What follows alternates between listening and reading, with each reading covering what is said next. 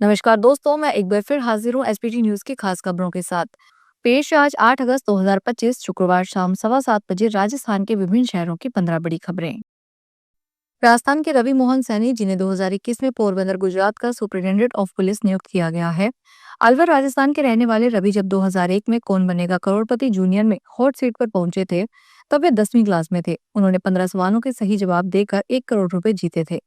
खास बात यह है कि उन्होंने पहले ही सवाल पर ऑडियंस पोल लाइफलाइन ली थी, लेकिन बाद में वे जिस कदर खेले वह देखकर न केवल अमिताभ बच्चन बल्कि टीवी के दर्शक भी हैरान रह गए थे। लोकसभा में नेता प्रतिपक्ष और कांग्रेस सांसद राहुल गांधी ने चुनाव आयोग को एक बार फिर से कटघरे में खड़ा कर दिया है।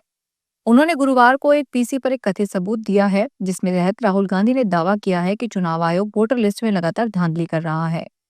राहुल गांधी के आरोपों का संज्ञान लेते हुए चुनाव आयोग ने अपनी प्रतिक्रिया दी है। चुनाव आयोग ने एक शपथ पत्र भेजा था और कहा था कि इस पर हस्ताक्षर करें। जो भी वह कह रहे हैं वह सही है। यदि गलत पाया जाता है तो उनके खिलाफ कानूनी एक्शन लिया जाएगा। सुप्रीम कोर्ट ने शुक्रवार को अपनी उस टिप्पणी को हटा दिया जिसमें उससे इलाहाबाद उच्च न्यायालय के न्यायाधीश प्रशांत कुमार की दीवानी विवाद मामले में आपराधिक कार्यवाही की अनुमति देने के लिए आलोचना की थी। साथ ही कोर्ट ने यह साफ किया था कि उनका इरादा उन्हें शर्मिंदा करने या उन पर आक्षेप करने का नहीं था। न्यायमूर्ति जेबी पारदीवाला और न्यायमूर्ति आर महादेवन की पीठ ने दोहराया कि ये टिप्पणियां न्यायपालिका की गरिमा बनाए रखने के लिए की गई थी।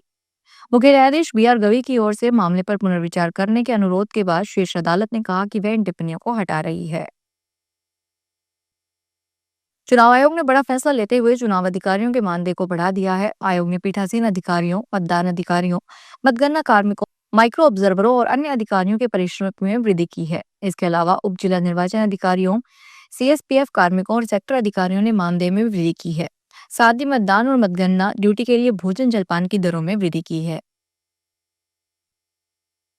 राजस्थान के मुख्यमंत्री भजनलाल शर्मा ने राजधानी जयपुर की मुहाना फल और सब्जी मंडी में जैविक कचरे के प्रबंधन के लिए एक अत्याधुनिक बायो सीएनजी संयंत्र स्थापित करने की परियोजना को स्वीकृति दी है। आधिकारिक सूत्रों के अनुसार इस परियोजना से मंडी में प्रतिदिन उत्पन्न होने वाले फल और सब्जी के जैविक अपशिष्ट का वैज्ञानिक तरीके से उपचार कर उसे कंपोस्ट और बायो सीएनजी में परिवर्तित किया जा सकेगा। राजस्थान शिक्षा मंत्री मदन दिलावर ने बहरोल में स्वागत के दौरान माला और साफा पहनने से मना कर दिया। मंत्री ने कहा कि झालावाड़ हादसे के बाद उन्होंने तय किया है। दरअसल शिक्षा मंत्री बहरोल के भिटेड़ा गांव में सेठ राज नारायण लॉ कॉलेज की पहली मंजिल का शिलान्यास करने जा रहे थे। इसी दौरान अग्रवाल समाज द्वारा बहरोड में स्वागत सम्मान कार्यक्रम आयोजित किया गया था। वे सुबह 11:15 बजे बहरोड पहुंचे थे। शिक्षा मंत्री ने कहा कि आपने स्वागत की तैयारी की है, लेकिन मेरी मजबूरी है। कुछ दिन पहले सरकारी स्कूल की बिल्डिंग गिरने से 7 बच्चे स्वर्गवासी हो गए थे, इसलिए मैंने तय किया है कि मैं कुछ दिन स्वागत सम्मान नहीं करवाऊंगा। मैं माफी चाहता हूँ। शासन में पारदर्शिता और जवाबदेही बढ़ाने की दिशा में राजस्थान उच्च न्यायालय ने एक महत्वपूर्ण आदेश पारित किया है। हाईकोर्ट की खंडपीठ ने राज्य सरकार के सभी विभागों और जिला कलेक्टरों को निर्देश दिया है कि वे नागरिकों द्वारा की गई किसी भी प्रकार की शिकायत या अभ्यावेदन पर 30 दिनों के भीतर पावती रसीद जारी करें। साथ ही यदि उस शिकायत पर किसी अन्य विभाग से पत्राचार हुआ है तो उसकी प्रति 7 दिनों के भीतर शिकायतकर्ता को उपलब्ध करवाना अनिवार्य होगा। अदालत ने कहा कि इससे नागरिकों को उनकी शिकायत की स्थिति और उस पर हुई प्रगति के बारे में जानकारी मिलती रहेगी, जिससे पारदर्शिता सुनिश्चित हो सके। केंद्र सरकार ने इमरजेंसी इस्तेमाल की 4 दवाओं और 37 एंटीबायोटिक्स और दर्द निवारक दवाओं के अधिकतम मूल्य तय कर दिए हैं। ये कीमतें राष्ट्रीय औषधि मूल्य निर्धारण प्राधिकरण द्वारा तय की गई है और ये दवाएं संक्रमण, हृदय रोग और सूजन से लेकर मधुमेह और विटामिन की कमी के इलाज के लिए हैं।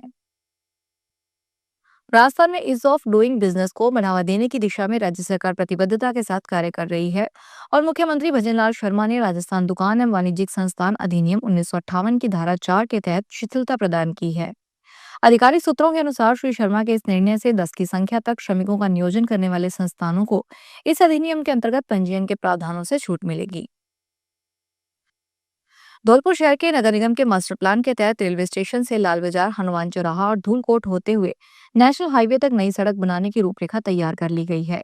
इस सड़क का निर्माण 40 और 50 फुट चौड़ाई में किया जाएगा। इसी के साथ रोड के बीच में छोटा डिवाइडर बनाया जाएगा, जिससे व्यापारियों और खरीदारों को कोई असुविधा न हो।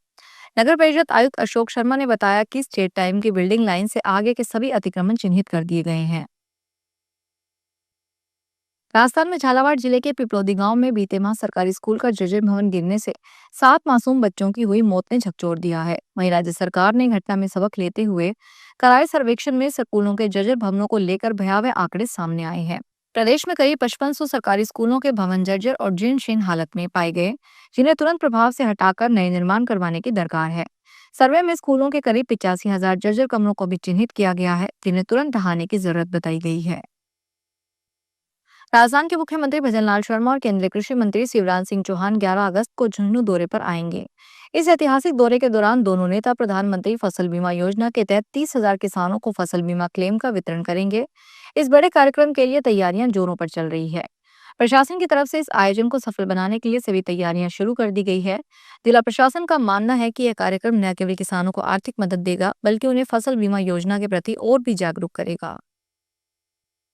करौली के खान की चौकी क्षेत्र के पास चलती इनोवा कार में अचानक आग लग गई। गाड़ी के इंजन से चिंगारी निकलने लगी थी। ड्राइवर ने सतर्कता दिखाते हुए तुरंत वाहन को सड़क किनारे रोक दिया। उसने जांच करने की कोशिश की, लेकिन कुछ ही पलों में गाड़ी ने आग पकड़ ली। देखते ही देखते पूरी गाड़ी आग की लपेट में आ गई। आसपास मौजूद लोगों ने तुरंत पुलिस कंट्रोल रूम को सूचना दी। इसके बाद करौली अग्निशमन केंद्र ने फायर ब्रिगेड मौके पर पहुंची।